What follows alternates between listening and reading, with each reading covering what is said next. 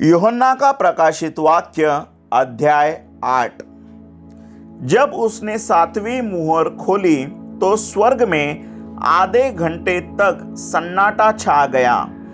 तब मैंने उन 7 स्वर्गदूतों को देखा जो परमेश्वर के सामने खड़े रहते हैं, और उन्हें 7 तुरहियां दी गई।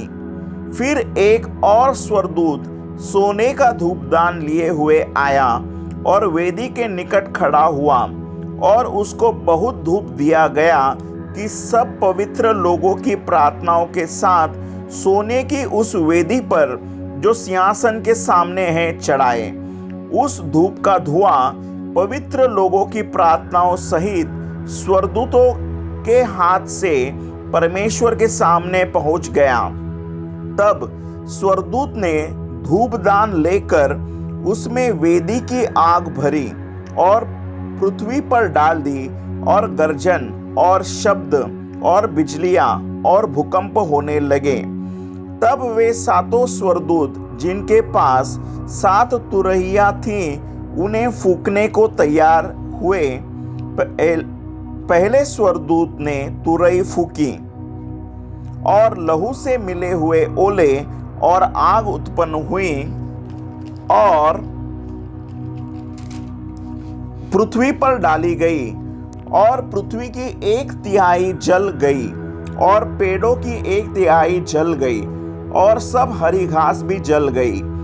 दूसरे स्वर्गदूत ने तुरही फूंकी तो मानो आग का सा जलता हुआ एक बड़ा पहाड़ समुद्र में डाला गया, और समुद्र का 1/3 लहू हो गया, और समुद्र के 1/3 प्राणी मर गए, और 1/3 जहाज नष्ट हो गए।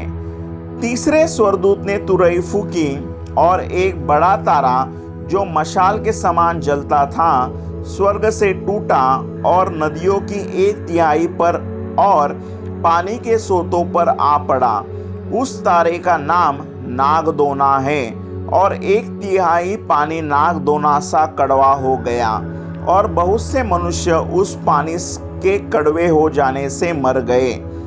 चौथे स्वर्गदूत ने तुरही फूंकी, और सूर्य की 1/3 और चांद की 1/3 और तारों की 1/3 पर आपत्ति आई, यहाँ तक कि उनका 1/3 अंग अंधेरा हो गया, और दिन की 1/3 में उजाला न रहा, और वैसे ही रात में भी। जब मैंने फिर देखा तो आकाश के बीच में एक उकाब को उड़ते और ऊंचे शब्द से यह कहते सुना, उन 3 स्वर्गदूतों की तुरही के शब्दों के कारण जिनका फूंकना अभी बाकी है, पृथ्वी के रहने वालों पर हाय हाय हाय। आमीन।